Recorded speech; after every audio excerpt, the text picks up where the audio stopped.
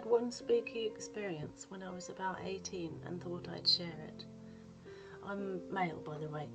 A friend's girlfriend knocked on my door, and when I answered, she was panicking and claiming someone was in her house. So I got my stuff together and went to her house. When we got there, the house was dark and silent. Her boyfriend showed up, my friend, so he and I went to the back of the house, as that would most likely be how anyone would have entered the house without permission or keys. Yes, we thought it would be a burglar. No windows broken, no forced door, nothing out of place, except no lights were on. We entered the house from the rear door and crept into the kitchen. Again, nothing out of place, cupboards closed, nothing moved, all nice and tidy. We moved on into the hallway with the stairs to our left, the living room to our right. We turned right, opened the door slowly, put a hand around the door frame reaching for the light switch and prepared to turn the light on, expecting someone to be there. And click. Nothing. Not a soul. Nothing out of place. Only upstairs left to check in this tiny 2 up, 2 down. So I turned around to go up the stairs, and that, right there, is when my belief of something not quite right with the world was confirmed, in glorious HD, and my views on life and death changed forever. I didn't even get a chance to hit the light switch for the stairs, but I could still see as far as the top step from the ambient light from the living room, and something black but not solid, like a shadowy mist but not, shot around the top of the banister and looked like it was headed for me. By the time it had got to the second from top step, I had turned around to run out of the house and noticed that everyone else in the house had also seen it and were already on their way out to scream, "The fuck was that?" It didn't follow us out of the house. To this day, we don't know what it was, and it wasn't long before they moved out because of that experience. No other incidents ever happened. I still wonder if I saw it correctly, but the way it moved wasn't a human or animal, it was just a shadowy thing.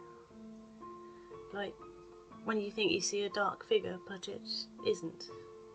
But this really was. Okay, so this was a few months before 9/11. I was working for Burns Security as a security guard. I was new, so they put me on the midnight tour.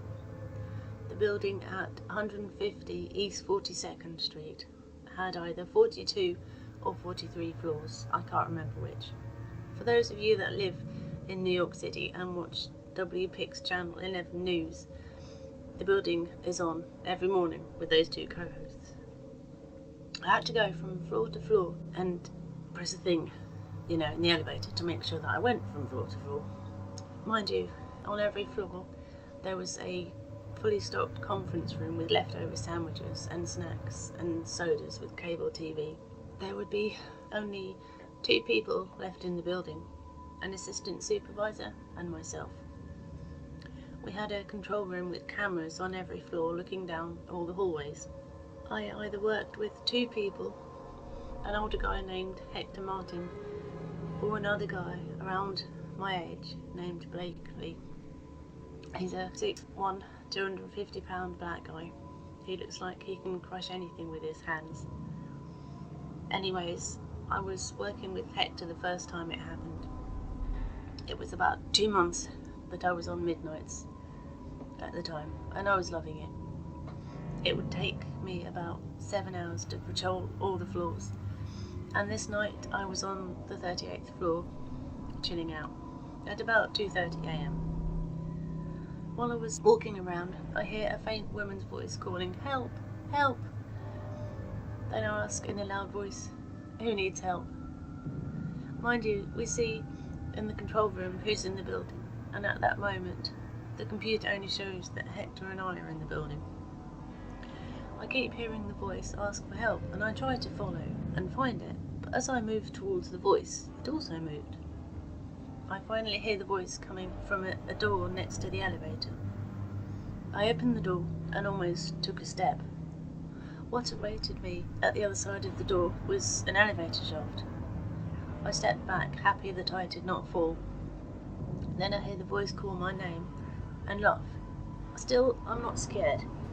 I call on the radio to Hector that somebody needs help, but I can't find them. He laughs and tells me to come back to the control room. So I go back, thinking I'm in trouble for not finding the person. I get in the control room and start to apologise to him and ask him to call the police. He laughs and tells me, "Oh, you just met the ghost." At that point, every hair on my body stands up and I'm shitting bricks. From then on, everything was going haywire. I would walk past a fax room and the phone would ring just once. No matter what time I passed, it would ring just once. And doing patrol, you would hear something whispering in your ear.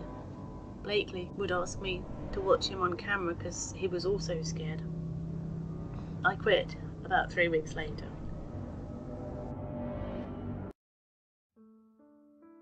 For some background, we live in a house that was built in 1929 by my father's grandparents.